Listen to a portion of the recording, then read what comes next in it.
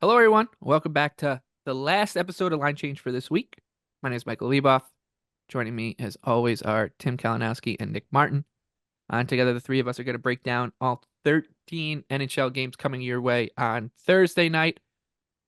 We are recording this on Wednesday afternoon. So, just a quick word for anybody who was part of the adventure on Tuesday night, wild night of NHL betting. And can't believe the Sharks didn't pull that one out. But But you know why? Because remember we said when we concluded, wait, we all are like aligned on all these games. yep, This isn't going to work out. and we were right. There were some tough Uh, swings. That was a but tough one. it'll be better Thursday. It always is better. Always gets better. Yeah. It's always works out like that. 13 games on the docket. So we'll start with our favorite underdogs for the night. And Nick, we can't quit them. We just can't. Yeah, my dog is trying to bark in the background right now, which is perfect. That's a perfect sign. So I think this is a perfect spot to get on the Sharks. Everything about it just sets up great at like, there's plus 145s out there now. I'd go down to plus 130. They are playing a Montreal team with limited offensive upside, and we know how these NHL games are. You get a team this bad, 12 straight games, humiliated in Toronto by a team with so much more offensive firepower, who just finally paid off in one of these spots. I look at this, they're catching Montreal on night 2 of a traveling back-to-back, and it just seems like the scheduled win. You've lost 12 in a row. I don't really have to make the case much more than that. I really just think that San Jose can take advantage of this spot and play to their number. Like if you look under the hood at the underlying results of these teams, it's easy to make a case that San Jose is actually close enough that they're going to play to their price in this game. If you look at it that way, it's hard to say that when, they're getting humiliated the way they are, but I still think these teams aren't that far apart when you're thinking about percentages. And then the other thing is I love that we should just get a Blackwood start from the get-go. That was the other part of the problem is Kakinen was in there. So I'd expect Blackwood gets the start. They get a favorable spot. They catch Montreal. I bet they make it scrappy. I bet they make it close and competitive. I don't think you want to lay this number with Montreal at all, even if, you look at 12 straight losses, it might seem reasonable. I think it's one of those ones where, the people setting the numbers understand the way this game's actually going to go, what the analytics say. So it's ugly, but I actually think we're getting a really good price to try and target San Jose snapping their losing streak. And I think it has to be done. Oh boy. Has to be done. Yeah. I think I would just say, I think Nick, you said it. The Sharks finally play a team sort of in their class. So, they have to win a game again. And, it's a little easier to stomach when it's a team actually in their class, and the traveling back to back is a good point. Should be, I love when we say scheduled loss for a team. Yeah, should be a I do think scheduled that quote has been pretty good on the pod this year. I could be wrong, but I think the scheduled loss spot and call has worked out well. I think this is one of those. I don't think Montreal will own the play like a minus 155 or greater favorite here. That's how you want to get a show started.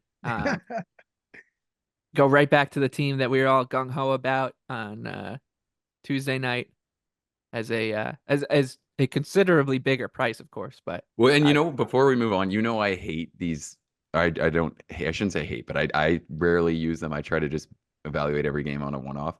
And these trends, like the Leafs playing down to competition, I finally bite on one of those after not really I understanding. know. And like I never like stuff like that because I was always kind of like, how are the Leafs doing this? Doesn't really make sense. Every time it feels like they get 50 shots and one goal.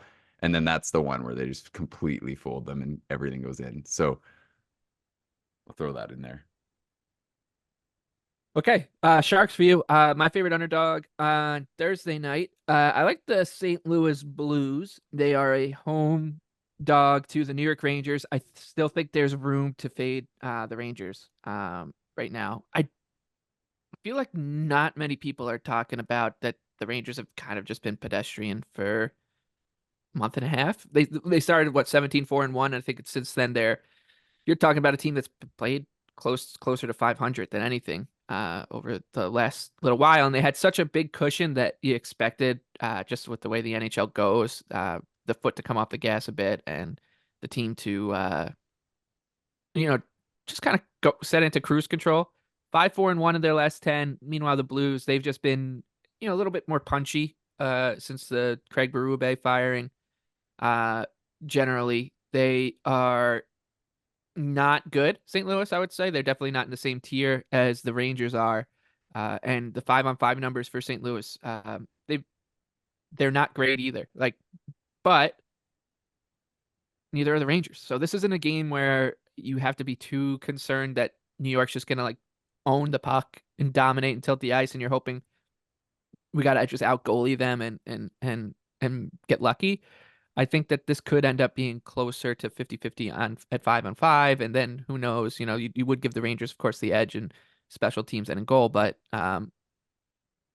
then you're starting to get into a little bit of dangerous waters when you're betting a team at this kind of number. So I do like St. Louis. At the time of recording, the Blues are plus 140. I wouldn't be surprised if this number maybe ticks up a little bit on St. Louis. Just they don't seem to be too fancied. Not too many friends in the betting market, St. Louis, or the past couple seasons, but I still like it at 140.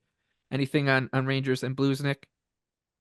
Yeah, I think that's a good take. The Rangers are doing, it feels like it's almost sliding under the radar how mid they've been at 5-on-5. Like basically just the Panarin line looks good for what has been a pretty big stretch now. But I think it's getting swept under the rug a little bit because they do this every damn season where they just can hang around with their special teams and still be a good team despite all that. And then maybe it gets exposed a little more in the playoffs. But I think this is a good take. I think the avenues are there for the Blues. I like it. And the Rangers, their defensive play has been really hit or miss recently, if not a lot closer on the bad end of things. I was texting you some of the tweets I saw calling out Shesterkin on Monday when the Canucks just did whatever they wanted, anything they wanted. It reminded me of that Leafs game where it's just there's no pushback. Every chance was such a high quality look. None of the actual goals, if you focused on them, were Shesterkin's fault. So I do think you'd think there's some pushback on that front, but really their underlying numbers at 5-on-5 look mid. It's not surprising considering the forward group really doesn't look all that deep right now. They're not really getting anything from the bottom six, if not just simply losing play. So I think we'll see pushback here, but I agree. I think the Blues deserve to be a slightly less big dog or less large of a dog here. So yeah, I think Blues are pass for sure. Yeah, I mean, fade the Rangers at your own risk. I think I've definitely had a hard time picking out the spots where it is time to fade the Rangers. My problem here is I still think of the Blues as more like the teams in the bottom of the league than I do in the mid category. So that kind of scares me a little bit. And I feel like the Rangers seem to take care of business They against. do. Yeah, I was just They gonna sure say, do. They I sure feel do. like they've done this rhythm a lot this year. Lose to Carolina convincingly and then play Chicago the next night and just slap them. I feel like they've had a lot of spots like this where they do bounce back after a big loss. But with that said, they were also just playing better earlier in the year. So I think that's kind of noteworthy too, that larger picture, their play is just kind of dipped a little bit. Yeah, I would go Lebuff. They're 8-7-1, the Rangers, in their last 16, and even goal differential. And to your point, Nick, about how they kind of just take care of business, it does seem that way because during their first half of the first half, they were just beating up on everybody. But since over their last 16 games, they have losses to Ottawa, to your Caps as well, which no offense there. Montreal. That was one of those ones though where you could just see they played the Rangers played a terrible game. And then to their credit, they played two duds against Ottawa and Washington, then they beat Los Angeles. Although that game was LA on the second half of the back-to-back, and then they lost to Toronto in their next game. So it's been a lot more uneven, and I think what you kind of just alluded to is the general consensus of this team is that they're fine. This is kind of like what the Tampa Bay Lightning, the ethos for the Lightning was for under Cooper when they were in their salad days. They'll just take a couple weeks off and they'll bounce back. They'll bounce right back. And in the Rangers case, it's like, oh, I'll take a game off, but don't bet against them in the next one. Yeah, But and I do think I was that's just starting to come on. That yarn's starting to come undone a bit. yeah, and to tie that back into this game too, I mean, the ultimate point is that like the Rangers are still minus 166 here. We're not trying to make a case that they should be like that they're 50-50 to win this game, right? But I think it's just a little closer than that number suggests. I would say, Leboff, why a lot of times we just say, oh, they're fine, is, the power play, right? It's like Yep.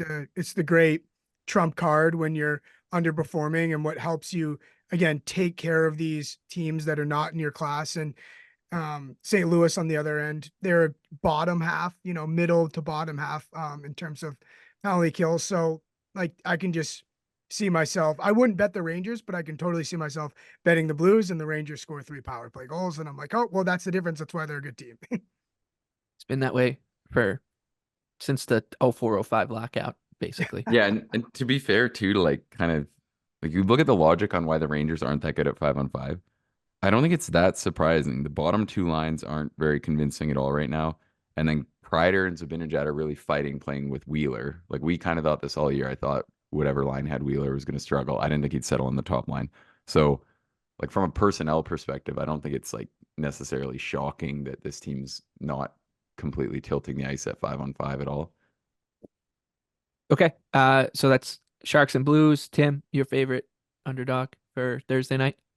Yeah, and there's disagreement here, and I'm not excited about it.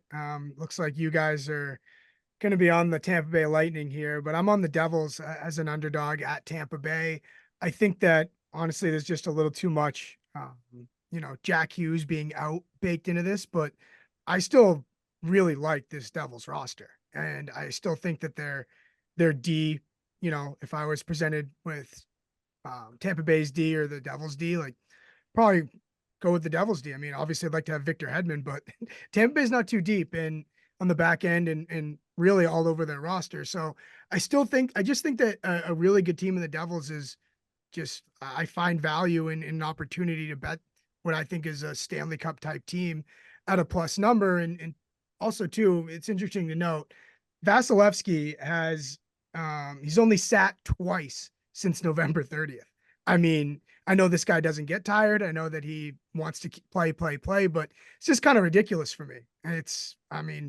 Not that that's really baked into my handicap, but really is interesting to know how much they've rode this guy. And I don't know, maybe I still have a sour taste in my mouth from them coming back against LA on Tuesday night, but I think the Devils, even without Hughes, are deeper than Tampa Bay.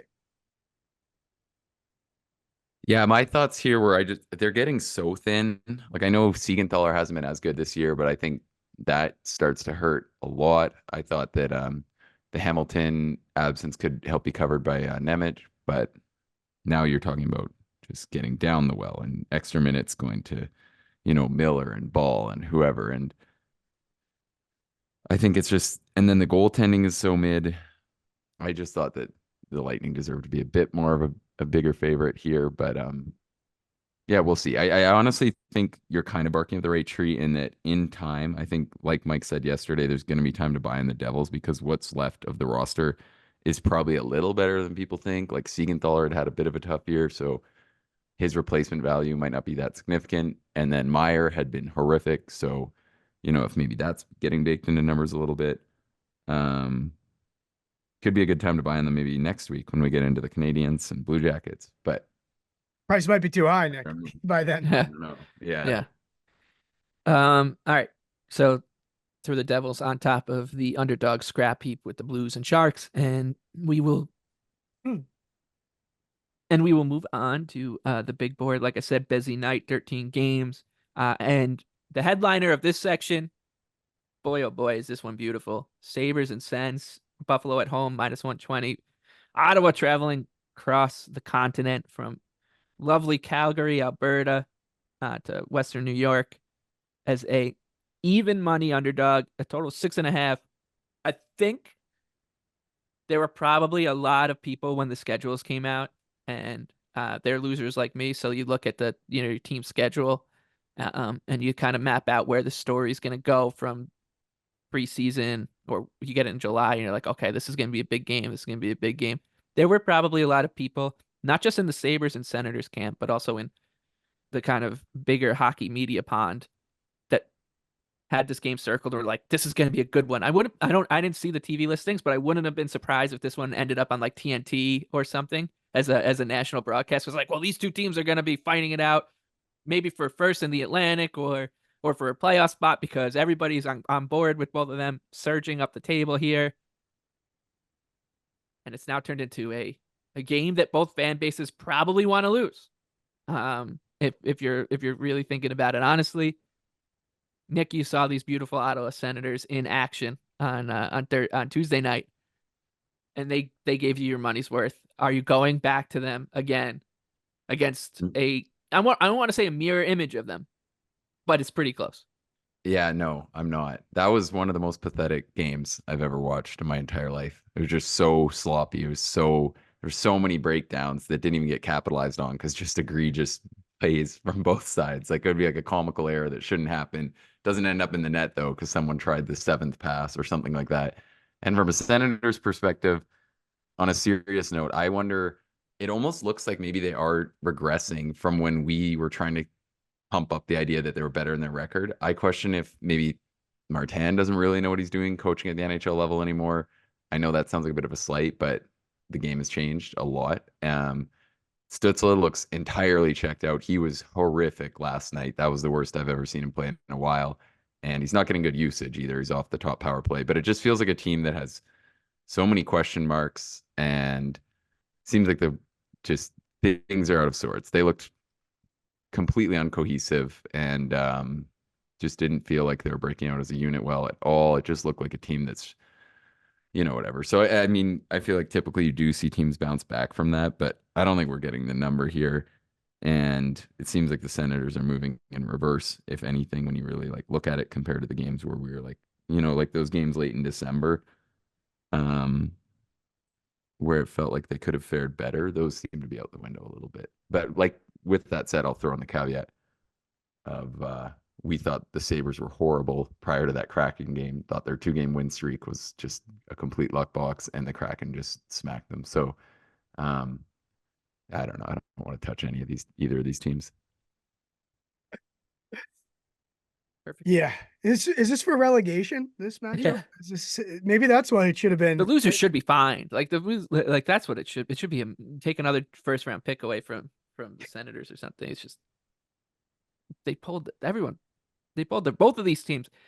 Because I will say I didn't like the Sabres coming into the season, but I loved the Senators. I thought the Senators were a legitimate Atlantic Division contender if everything worked out, and I was definitely wrong. But yeah, these two teams are. I'm mad. I'm just mad at them both. Is more than it, and much more mad at the Senators than I think the Sabres. In this one, yeah,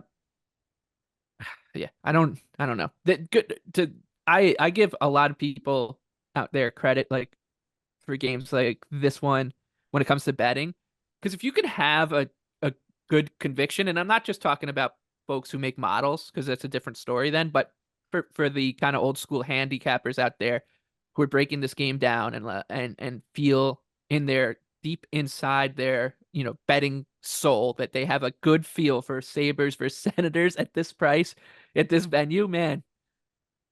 Love to shake your hand. The game on New Year's Eve, I posted a bigger play on the Sens versus the Sabres. At that time, I thought I had that conviction. It worked out. It was 5-1, but they were catching the Sabres on a back-to-back. I had more faith that the Sens were still bought in. Josh Norris might be out. It feels like they're trending away from good play rather than towards it. So I think all those things are just where now I'm like, I can just pass on this one. On what is a great slate. This is a really good slate, I thought. And not to, I mean, after all that talk, I am on the over here, over 6.5. Can't go wrong there, I don't think. Yeah. So it's funny, surprisingly, if you look at the trends on the totals for these teams during the year so far, Ottawa is an over team.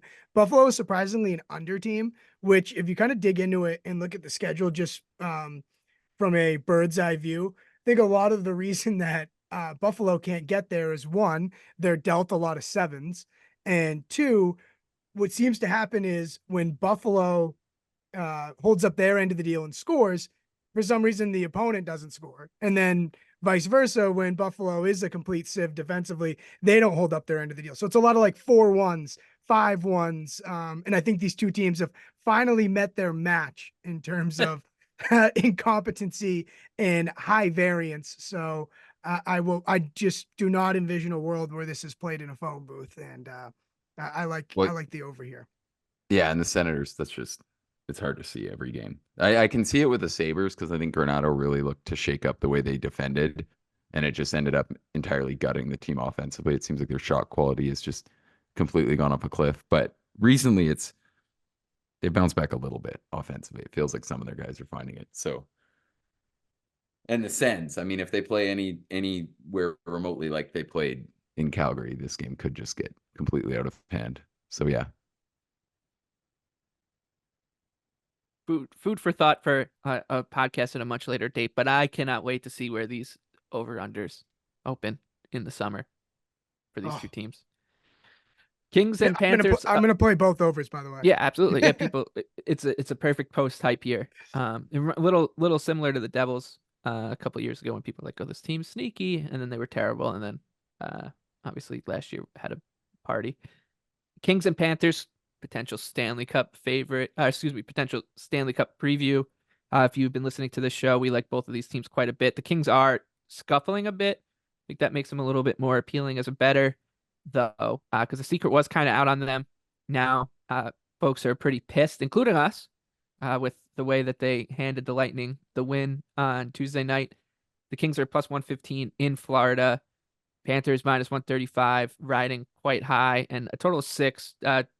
Florida's coming home after a bonanza of a road trip. Matthew Tkachuk is back. He scores a hat trick in St. Louis to help Florida to the win. Yeah, just beautiful stuff. Seeing the Blues fans giving him an ovation, and it's just wonderful. That said, it's got to be the Kings here. It seems like a pretty good buy low spot. I rate these teams pretty close to one another. And getting the Kings as an underdog in this buy low situation, buy low, sell high spot, it pleases me quite a bit. All right, Nick, what about you? Yeah, I agree. I thought we might see slightly better numbers. Love the spot. I'd play the Kings down to plus 115 here. Basically just on I mean, the Panthers are playing so well that's where I'm kind of like a little capped, that I feel like we're kind of not getting a great number with how strong the Panthers play has been, but I'm not overly worried about the Kings. I've made that known. Sounds like I didn't watch it as much, obviously being at the Flames game, but it sounds like it was a bit of a letdown performance. They kind of are struggling to defend off the rush, looking at the numbers, but I think that'll stabilize. I don't know if it's been Grant Clark needing to get in there or what the issue is, like why it's kind of dropped off so bad, but I feel like the guys they have on the roster, the defenders I still trust, can play at a high level. Like looking at it, Doughty and Anderson were the ones who apparently were quite bad last night, but it's like that's going to happen over a long season. I don't question it. The personnel is not great. Like we said, it'd be nice if Dubois wasn't horrific, but still think this is a really well-made roster and that they're better than this. So I'm not like too worried about them. They're on a complete cold spell shooting wise too, which is typically one of the most obvious things to shoot to or look at when we get these teams that are starting to get undervalued. And just like we said with the Panthers, they were in like the exact same slump like 3 weeks ago, and then now they're just killing it. I don't think necessarily they've changed anything too much stylistically since that point. So I think pretty good spot to get on the Kings, and not really even as a slight to the Panthers, just like it. And then the other thing too, scheduling spot could help negate home ice advantage a little bit if you're someone who kind of buys into that. And on top of that, the Kings obviously have really been every bit as good on the road, if not better. So those are probably factors that help make the case for plus 115 as well. Yeah, I think this is why you bet right here, right? It's like for spots like this, hey, team that's, on a losing streak, team that's on a winning streak, you go the other way, right? But always works out. Yeah, right. We just saw it with Sharks and Leafs, man. Sharks skate out of that building with the 2 points. I think you should cut out the Sharks out of that trend. That we would call them a statistical anomaly, being a coast team. But so I would be all over the Kings here. if it wasn't just the sour taste I have in my mouth for Tuesday night. It was just so disappointing. I mean, and I'm being transparent. I know as bettors, we're not supposed to be that way. Every game's a vacuum, but God, Well, does it it sounds kind of like they didn't play great too, though. So that is kind of, it's adding one more game where you're like starting to wonder if you're downgrading them a little bit. But but blowing a lead sucks. Blowing a 2-0 Yep. lead And they're is supposed to be the team that does that, like ri- suffocates you in that it situation, sucks. right? It correct. sucks. That's what really sucks. Yep. And I would point out too that LA's little losing streak here, 3 of those losses have come via shootout/overtime. So I mean, maybe take that with what you will. So yeah, I guess basically at the time of recording this, I've not bet LA yet because I just can't open an app and press LA Kings after what happened on Tuesday, but I think I'll eventually get there. Time heals everything. Look at that. A sports better admitting to human emotions. Can't believe it. Never thought I'd see the day. Speaking of human emotions, the Vancouver Canucks ate my soul on Tuesday night at UBS Arena. Luckily, I wasn't there. Canucks were just relentless against the Islanders, and now travel to Pittsburgh as an even money underdog. Penguins -120, a total of 6.5. I think the Vancouver everybody sees coming.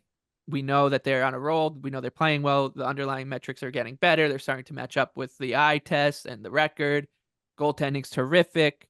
The work ethic is you tick that box too. The defensive coverage is good. The breakouts are quite good. This team is firing on all cylinders, and everybody knows it. When it comes to the Penguins, I don't know if everybody quite realizes how good they've been playing lately. They're trending up well. I think Pittsburgh does this throughout a season. They've shown that under Mike Sullivan that they'll just go a month without losing, and then spend a month, the next month, like trying to find that team. Um, I don't know what to bet in this game. Honestly, in a weird way, the Senators, it's the same price as Sens and Sabres. Um, but it's the exact opposite betting conundrum, which is you have one team that is well established, playing really well, and another team that's surging. That surging team's at home, and I just don't know if they're getting power rated quite correctly here. But at the same time, the Canucks just keep proving me wrong. So I'm not happy to bet this one, and that means I'll sit on the sidelines for it and root for the Canucks. Nick, what do you got? Yeah, I had nothing here. I think you summarized it ultimately pretty well.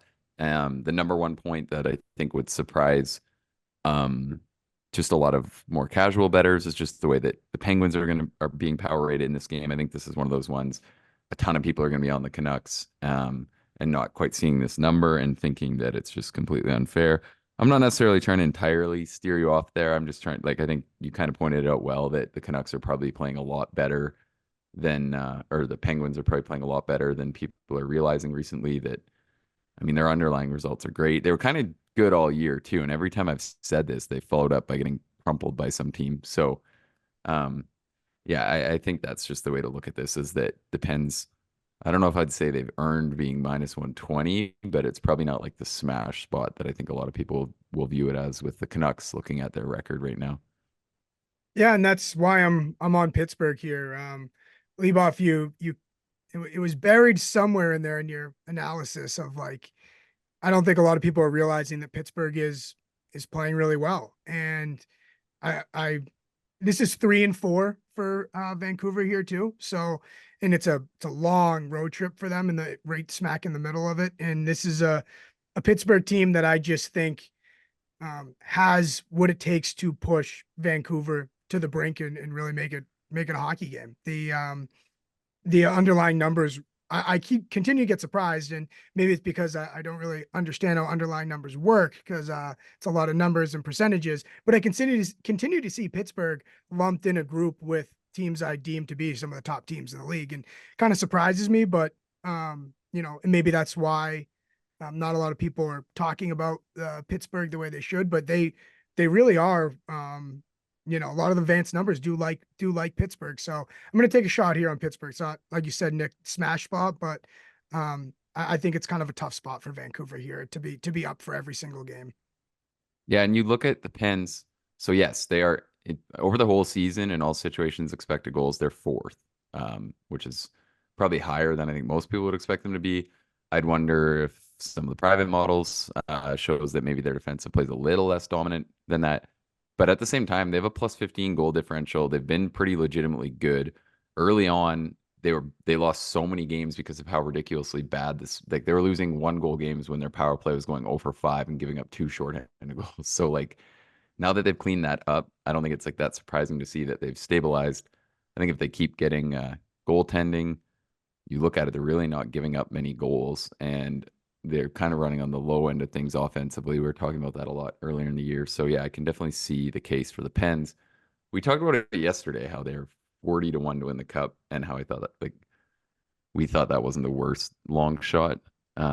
Just on the strength of like if you believe in that data, they're outplaying teams pretty significantly. They're right closer than like I think they're clearly a better team than anyone else in that pack, right? Right around the 40 to 1 area. So I see it. And I think it could be a couple of weeks of good play until that number's just tanked and they're right in like the 18 to 1 range. Yeah, I mean the Lightning at the book I'm looking at right now are 25 to 1 to win the cup. So yeah, and there's just as many roster flaws on each team. Yep. Like if you look at it, I don't think there's a clear argument why one team's necessarily much better than the other at all. The power play. The power play. Yeah. Yeah, Cooch.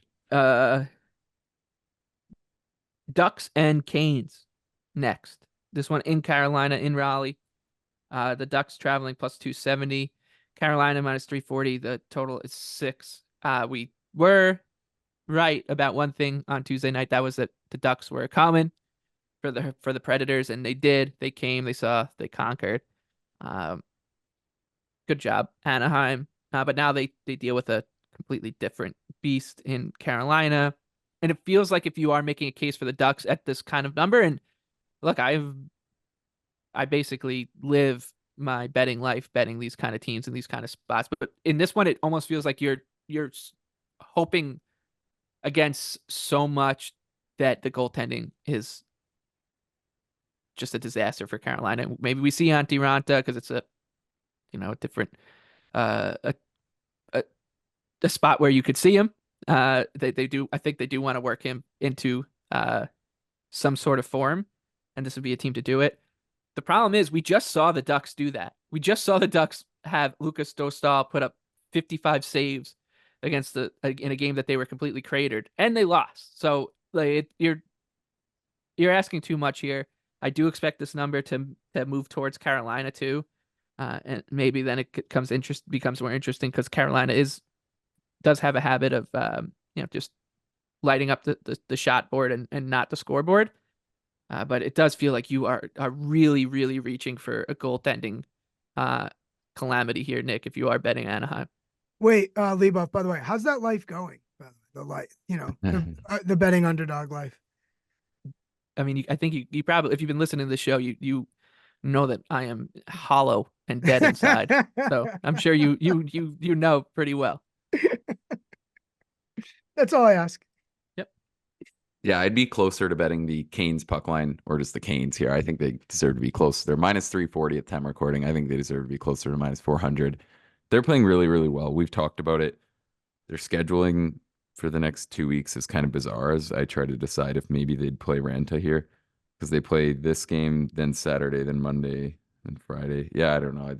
I'd think that Ranta or that Kochetkov should get this one because they've been off since Saturday, which is noteworthy. I'm not willing to bet on Ranta. I guess did play pretty well in that game versus the Blues, though.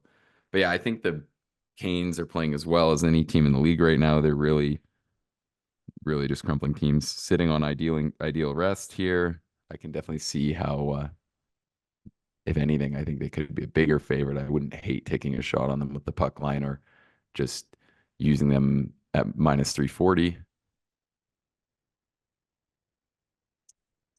Yeah, yuck. Here's the thing. It is yucky. Here's the thing. We bet Anaheim the other night. They won, and now you just do this. Hey, thank you. And they did lose Zegras too. He'd been playing a lot better. I think that was kind of one of the upsides. Drysdale's he got moved right before the game. That scared me a little bit. So yeah, and then Carolina too. You look at the way they're actually scoring now with Svechnikov back in the mix. Power play's looking a little better. Like I just feel like they have more avenues to. You know they're going to outplay the Ducks pretty bad here. I feel like there's more avenues for them to cash in on that. So Canes are nothing. Thank you, Anaheim. See you in 2 weeks or so when you come across my radar again. Thank you. All right. I will be in the building for this one. Toronto Maple Leafs back to Long Island to take on the beloved Islanders, whose season ended again on Tuesday night. Leafs minus 122 on the road, Islanders plus 102, and a total of 6. I don't know. You're just gonna bet the Leafs here, Nick. I'm assuming. Yeah, I hate to have to do this breakdown to you, but I mean, what have the Islanders done to earn this price? I know that they won this. I know how these games go for you guys. This is like the Super Bowl for the Islanders and all your fans, so I get that. But the Islanders' inability to defend is just getting out of hand. Like it feels like it's just game after game, it gets worse and worse. And I mean, obviously the first and foremost, the most important thing here, the Leafs are minus 125 at the time of recording. I don't see how they don't deserve to be a bigger favorite. I think that's a good bet. I think they deserve to be a longer number than this. And you look at the Leafs, I know they've had a really soft schedule, but they're playing way better defensively. And I hate to, put too much stock in Martin Jones versus Sorokin. I think that's scary, obviously. But I feel like the Leafs should be able to just generate so many more chances. They're going to expose some of the Islanders' flaws. So I think they deserve to be a bigger favorite. I think that you could say they could be minus 145, minus 150. And at the time of recording, I definitely think there's value to make a play on this one. And especially like the Leafs defensive play has just trended up so much. And that's like I still think their biggest flaw, and it's going to be exposed more versus better teams. But yeah, I didn't really get this. I thought that this one should have been a wider number. Yeah, I wrote on our rundown lean Islanders, and it's because I just want I'm spiraling out of control. I want to fade I want to fade the Leafs from this stupid little California boost that they've gotten. The Kings win for sure. That was the best one, and they deserve all the credit for totally controlling that game. But I'm trying to will into existence them having a letdown from that trip because great, you beat the California teams, but the Islanders are just not the team I want to make this match happen. So I was hoping maybe Leboff would be, again, idiot. Maybe I thought Leboff would be a little more enthusiastic. Maybe he was going to convince me that, some defenseman that just got called up was going to have 3 goals. And I was well, Adam buy Pellick's back, baby. It had an absolute horrible turnover in his return game. So but, that's good. He'll flush that. But I think the other thing is the Leaf play they deserve a little credit here. Even the Carolina game that we were pretty big on, I guess I wasn't a podcast day, but pretty big on fading them. They played pretty damn well. Really, it just seems like getting Samsonov's garbage starts out of there has let them kind of shine through, and their defensive plays picked up a little. So I don't even think you need to power rate the Leafs that high here. Again, sorry, Leboff, but I don't think you need to power rate them that high to think they deserve to be a slightly bigger favorite in this matchup. the spot will be Leafs Saturday night against Colorado. Yeah, that's true. That'll be a The really interesting game. the Islanders season is following the exact same pattern that it followed last year. It's insane to me. It's absolutely the way we're getting here is different. Like they have a good power play this year. Last year their power play was bordering historically bad. But this year they have a terrible penalty kill, and last year they had a good penalty kill.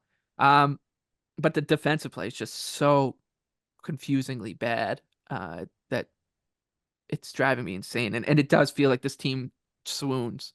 And then they hit the kind of like the inflection point of the swoon, and that's what wakes them up. And this game on Thursday night, I'll be there too. Like I don't think John Tavares will be the only one I'll be booing. Like there could be some Islanders that get the horrific boo, that the Toronto people in Toronto are so afraid of. Yet Cutter Gauthier, Well, and that's if you're the thing in is Philadelphia, you're getting encouraged to throw batteries at him and stuff. So that's okay. But if the Islander fans do it, it's when you cross the line.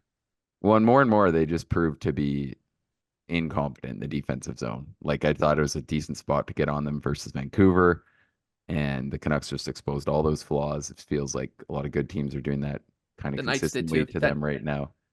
The Knights just lived in the slots. Yeah, I mean, it's bad. So, I anyway. missed the Islanders of like 3 weeks ago. Oh, we'll get them soon. We'll get them soon. They just need to lose 7 games in a row or so, and then those Islanders show back up. Trust me. That's how it works here. Hawks and Jets right now are plus 330. Is the price on Chicago. Winnipeg, first place, Winnipeg Jets, minus 425. Full credit for their win against Columbus. I know that sounds weird, but the spot wasn't great for them, and they survived a little bit in the first period. I thought there were a couple of chances for Columbus to nose ahead, but Winnipeg did what it does, and this Jets team is good and continue to be good. Total of 6 here. The Hawks will get a lot more credit for their loss to Edmonton based on the score line than I think they deserve. Couple goals called back, an empty net goal that just went begging from Zach Hyman. Zach Hyman could have had a hat trick in that game very easily, and it could have been 5-1, and then maybe we're having a different conversation, but it was 2-1. That result coming off of the heels of the win against the Flames, and oh man, look at these plucky little Blackhawks. Not going to lay it, obviously, but no interest in playing it, Nick. Yeah, I had nothing here. I don't really want to take on a huge number, but yeah, it's just, I didn't really think anything jumped out to me at all. Maybe a Gabe Velarde hat trick. Yeah, I mean, someone's definitely betting that. The Blackhawks deserve a lot of credit for hanging in with Edmonton. Seriously, I think they hung in there pretty well. I mean, but I mean, how could you have any interest in betting this team? I mean, no, not at all. But, and also too, I'm waiting for the bubble to burst on Winnipeg's West Coast trip. So, but not quite there yet. We'll find the spot. We'll find the spot. All right, Tim, I'll let you drive the bus on this next one because I like this play from you. Flames in Arizona, Calgary minus 118. The Coyotes are minus 102. Total of 6 here. I think that number is maybe a little off, but not enough to get there. I would play the Coyotes as a slight dog against Calgary. I think it's very close to a coin flip, but I would want plus money on it. That kind of leads into what you're gonna play here. Yeah, I mean that we were on the Yotes against the Bruins on Tuesday night, and I'll tell you what, it was cold and windy here in New England watching that game. It was, about below freezing or so, and I got to watch the Yotes in a t-shirt and shorts because they are a freaking sweat, man. God, they are a sweat.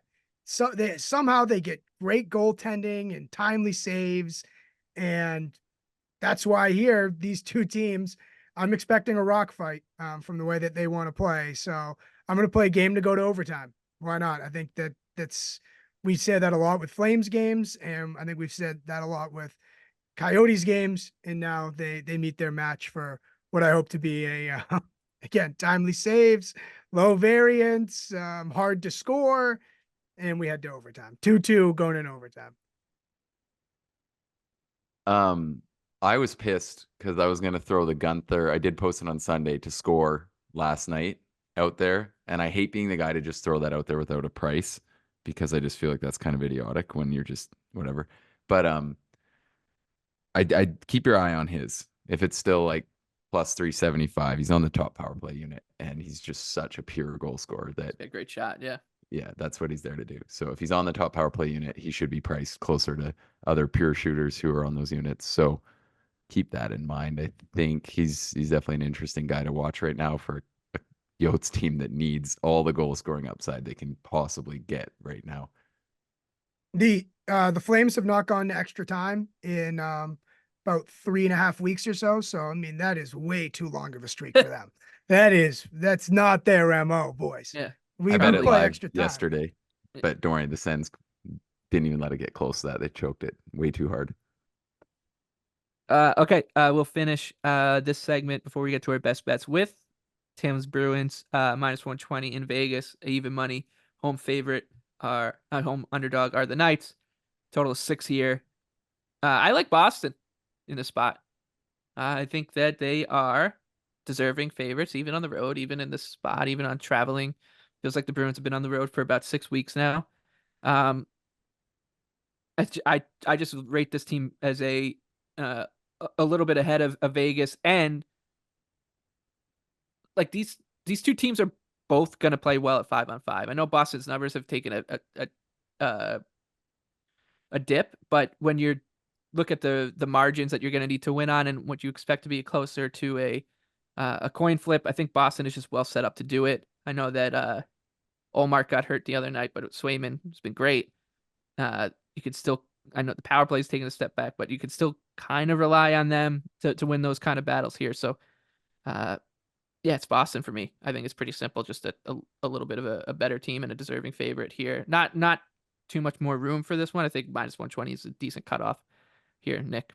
Well, just Yeah, I quickly, agree. Nick, before you go, they lose Carlo, Poitras, and Olmark in the span of 100 minutes, which is tough in the middle of a road trip. Yeah.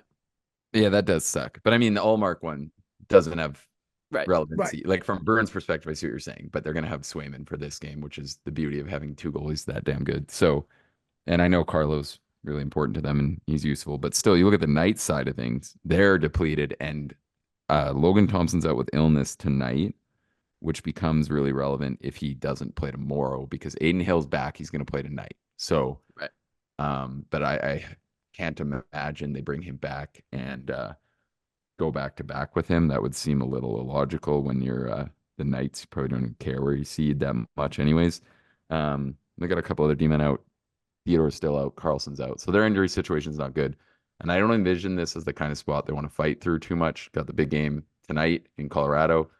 So yeah, I like the spot as a good time to get on the Bruins. I think they deserve to be a bigger favorite. And I think everything that Boston does well in this matchup, they're really going to make the Knights earn it. They still play so structured. They play so soundly on those avenues. The Knights really haven't done that lately.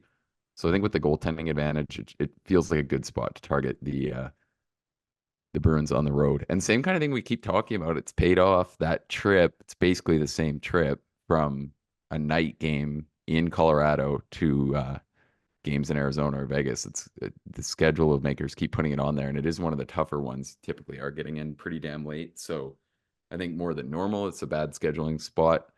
So yeah, I like it. I think the Bruins should be a bigger favorite here. Yeah, that schedule spot scares me. Yep. It's been working for us. We've been riding fading teams that are in this little. I mean, I get Vegas is pretty much Arizona, so same point. And I just think, yeah, the Bruins have exactly the right kind of game plan to make this spot work in their favor.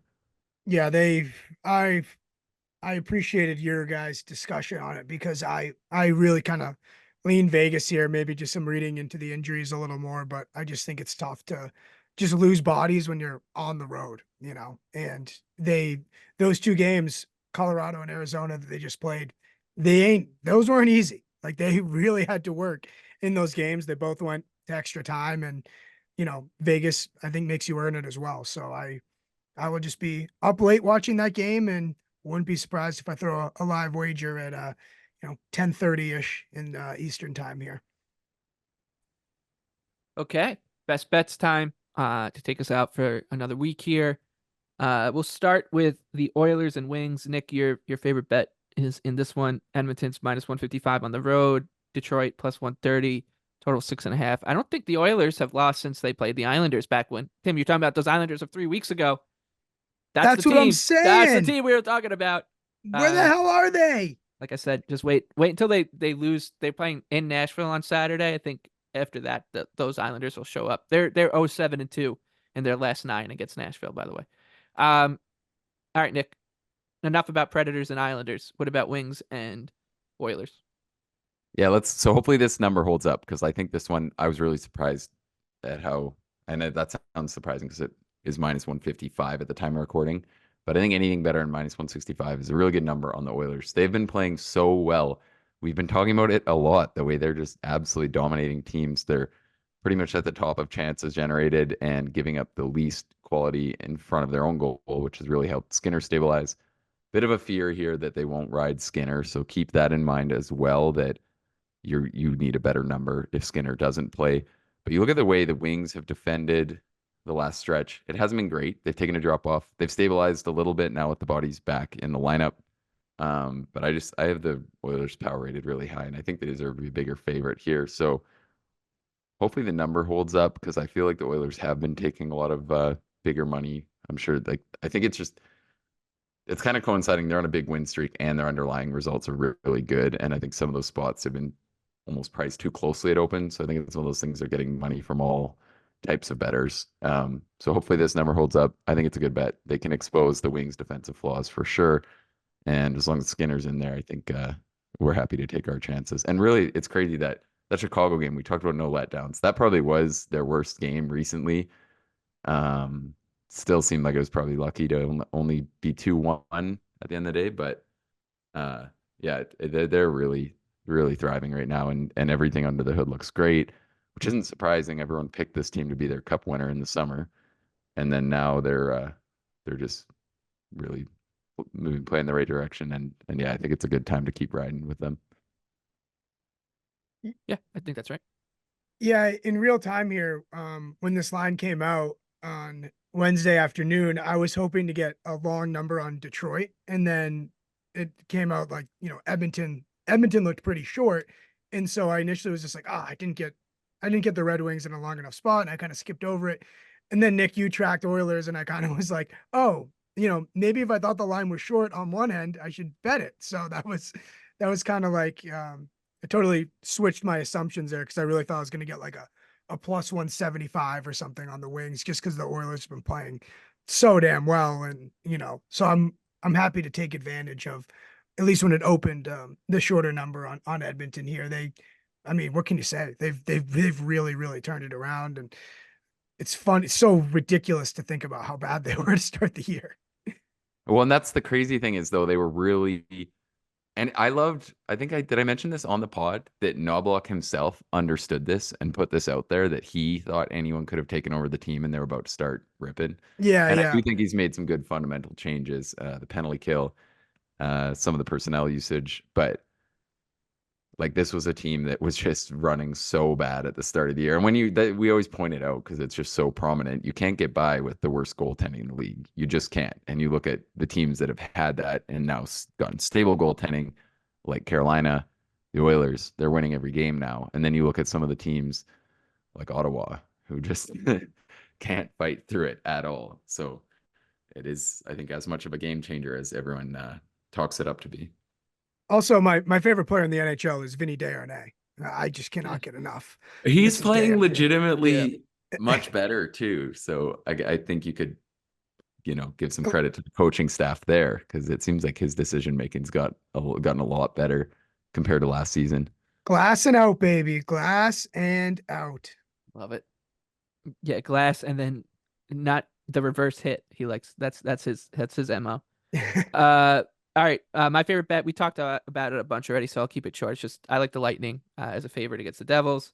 I think that the Devils' injuries situation plus the goaltending is gonna keep them, in the bad place for a bit. And as we talked about, and Nick alluded to, we talked about it yesterday, there is gonna be a time where we're gonna have a serious discussion about is it time to back the Devils and not just like game by game, but in bigger picture bets as well. Jack Hughes week to week is the prognosis there. So Lightning for me as my best bet. And Tim, you can take us home. Kraken, Caps, Knicks, huge game, Stanley Cup preview perhaps. It is. Kraken. This is a pick'em, straight pick'em, and cherry on top, the rare 5.5 total here right now. Boy, oh boy, this one. I mean, should we just rewind? Should we put this game on a VCR and rewind it back to like 1997? Let these two teams play with the old rules, clutch and grab, and then see how this thing goes. I would hope so. And first off, being on an island with the Devils there between you guys is I'm absolutely terrified. And so You're due, Timmy. I'm Yeah. scared. Can't lose every single one. Scary on the other side. So here we go. Caps, Kraken, Lieboff, you said it. It's basically pick the winner. Just pick the winner. and I'm going with the Capitals.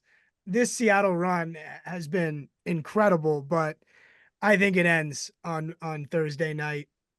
Washington, they've been surprisingly, okay, Nick. They've, you made mention of it that, it was early. There was that tipping point early on where they just got faster. They got guys that, to play more minutes that should be playing more minutes. And I'm just ready to fade Seattle. Like, and if that's a bad reason, then so be it. But I think that the Capitals and the Kraken are in each other's class. They play a similar style. They want to play a similar style, low total in this one. I really think it can go either way. And then what really gets me there is just the Capitals being, a good enough match for Seattle and being the type of team that, I just, Seattle can't be on this run. And I'm sorry if that's a bad reason. They're ready to lose. No, I think it's a good sell high spot. I think you're right. I've thought the Caps, they've been, they played pretty well versus the Kings. They did Caps hockey. They kind of got caved in a little bit at third there, but they're a bit of a bend but don't break team right now. But they could get Lindgren back here. If not, it was always surprising how bad Kemper had played this season. That was one of the bigger. I mean, we talk about how many goalies that are like that, but he was one of the ones that really seemed to not be playing to his potential. I think he's legitimately very good. And I think the Caps can use that in their favor.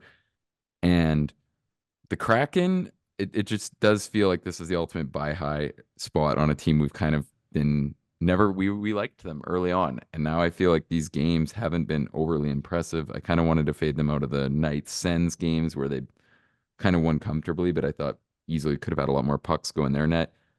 They've been riding to court a lot too. I think that's the other interesting note is do they maybe, I don't know if they'll do it because the winning streak, and it feels like one of those things you don't play him and then you lose and you just look like idiots.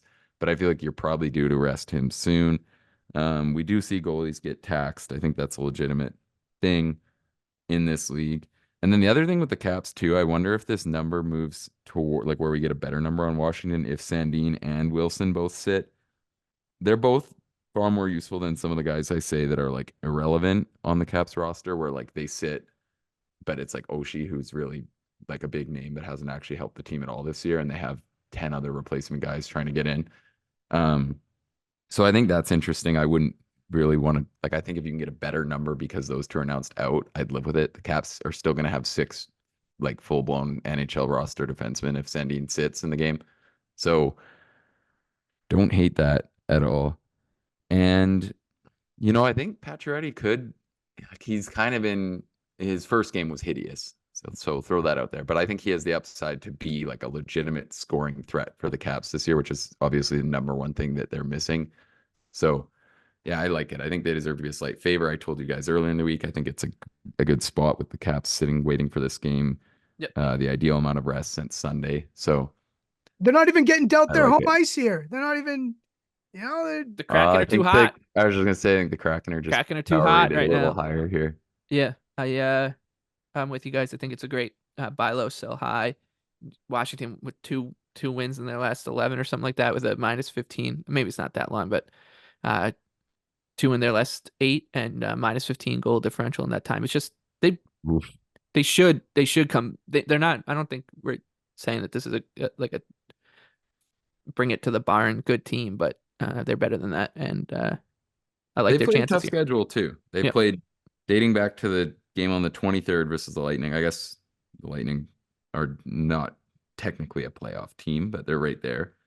Been playing all playoff teams since that point, and good playoff teams, including the Islanders. I guess the Devils too, but that was when the Devils were healthy. So I still view that it's been a tough schedule. They haven't had spots as easy as the Kraken, so I think that's also hurt their process numbers and their results, obviously. And when I say that they've been better as of late, I mean against the Kings on Sunday. That's my sample size. Yeah. No, but I think they actually have been, like, because they've been scoring more. Like they've just found a way to score more. And I know that game against the Penguins, they were lucky to get 4, but the first half of this little 8-game swoon, they were scoring 1 or 2 and whatever. So, and I do think Pacioretty is exactly what this team needs, just someone who can score like the easy goal. Well, and everyone's asking how they're doing it, and they're not as good as their record, first off, which we've said often, but they are one of the league's absolute best defensive teams, and they have good goaltending. So no, that doesn't make them a great team, but I think it's very relevant in this spot where that's, some strong arguments for making them a slight favorite with a pretty big scheduling advantage and home ice. All right. That does it for this week of line change. I'm out next week, so you'll be in the trusty hands of Tim and Nick, and then I'll come back and rescue the show in a fortnight after a little vacation, both from work and from the Islanders, hopefully. But I was just gonna say you're gonna later. watch the Leafs beat them tomorrow, and then you're gonna I'm getting get on a plane. They're gonna put me on a no-fly list after that game. All right, let's do it. Let's win some bets on Thursday. You guys can take care of it on next week, and I'll see you guys in a couple weeks.